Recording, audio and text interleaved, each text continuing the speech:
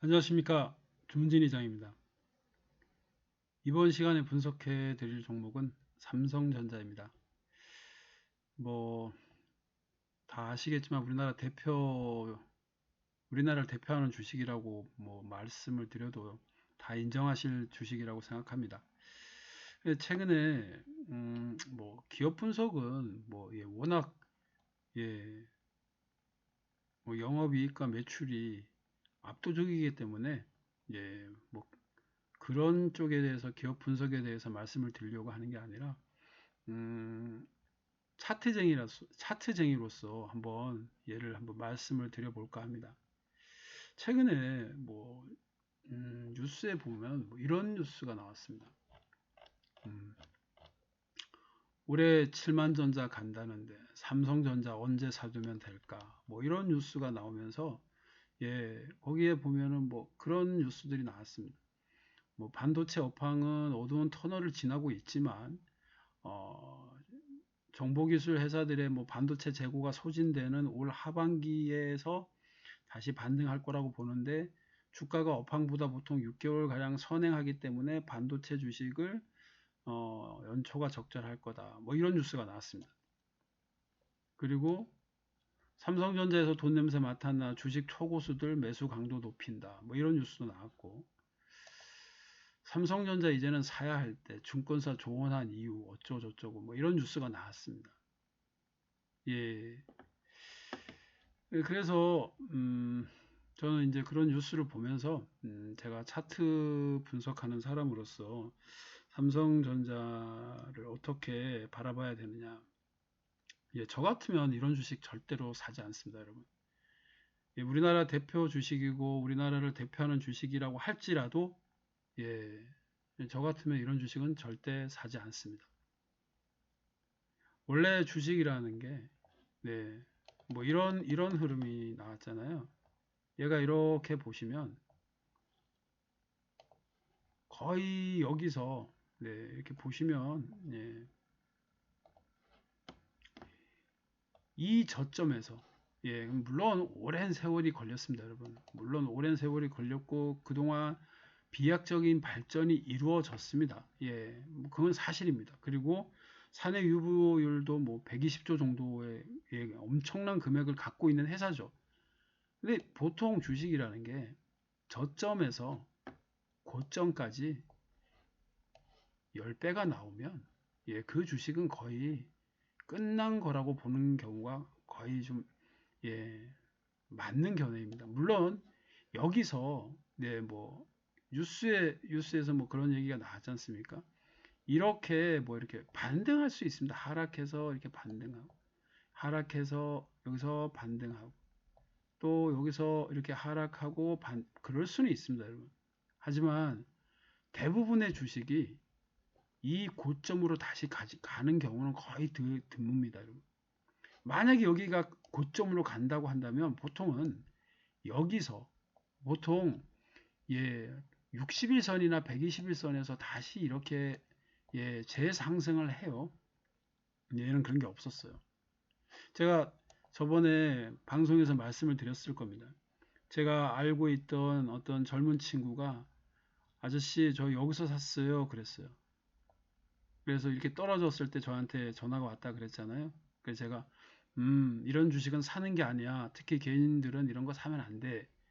그래도 여기 한번 올라올 거야. 그래서 여기서 안 팔고 여기서 팔았습니다. 그리고 더 가길래 아저씨 더 가요 그러는 거예요. 그래서 제가 그때 방송에서도 말씀드렸지 않습니까? 기다려봐. 이렇게 떨어져서 그 친구가 여기서 아저씨 고마워요 그렇게 했는데 지금 여기 와 있습니다. 이런 주식은 여기가 저점처럼 보이지만 여기서 왔다 갔다 왔다 갔다 하다가 더 밑으로 빠질 수도 있습니다, 여러분.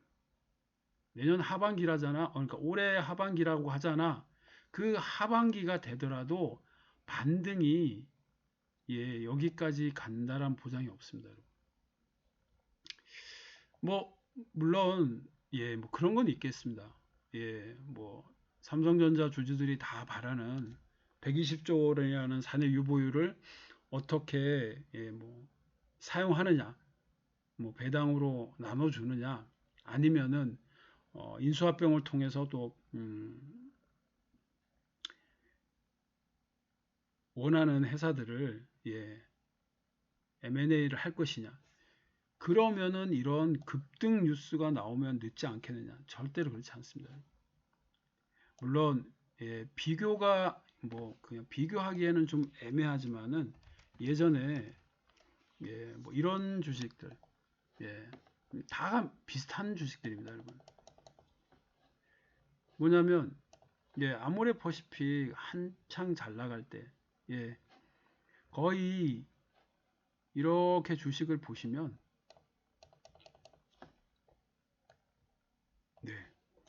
여기서 여기까지 갔습니다, 여러분.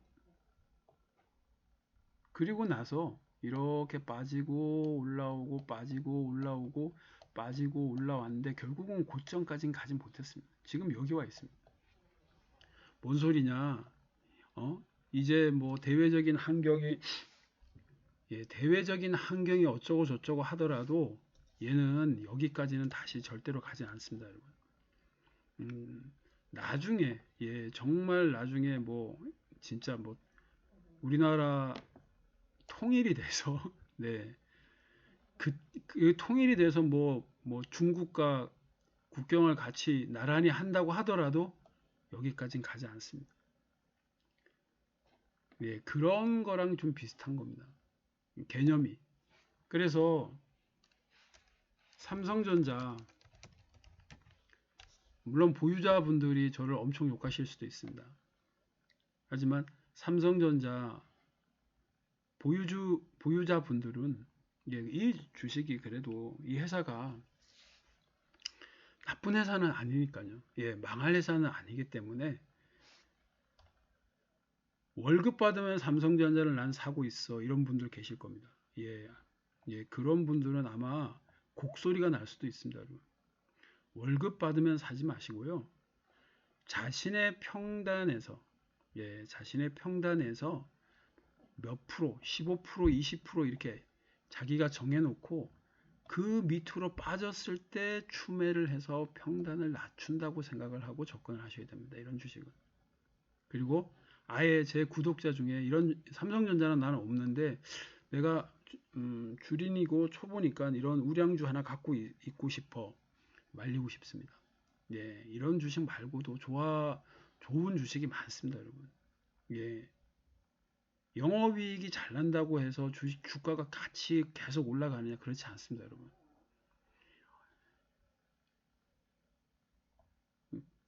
이런 삼성전자 없는 분들은 아예 쳐다보지 마시고요. 그리고 삼성전자를 보유하고 계신 분들이라면은 절대로 떨어졌으니까 추매 이렇게 접근하시는 것보다 물론 저는 그런 접근법보다는 자신이 어떤 뭐 여기서 예를 들어서 어느 정도 뭐 내 평단이 65,000원이야. 그러면 65,000원에서 15% 빠지면 그때 추매해서 뭐 한 57,000원 정도 맞춰놓고 이런 식으로 접근을 하셔야 됩니다.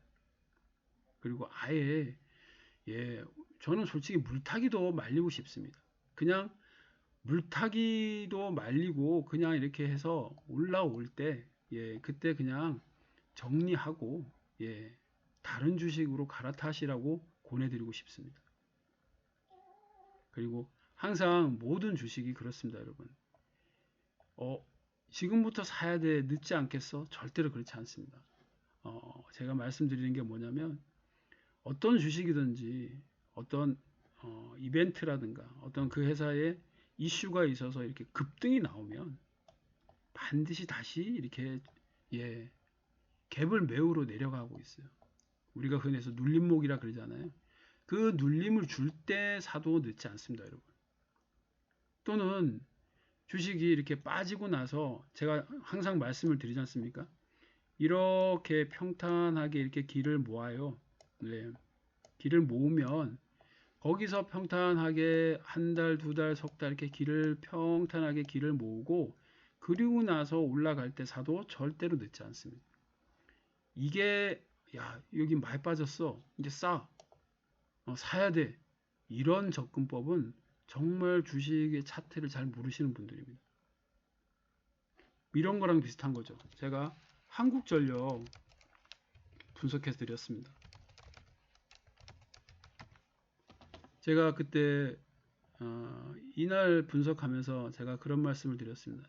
절대로 이런 데서 사는 거 아니다. 예, 제가 이거 좀 더 올라갈 수도 있다고 말씀을 드렸지만은 그냥 갖고 있는 분들은 예, 한번 기다려보고 추매를 생각한다면 이렇게 밑으로 빠질 때 그때 추매를 해야 된다.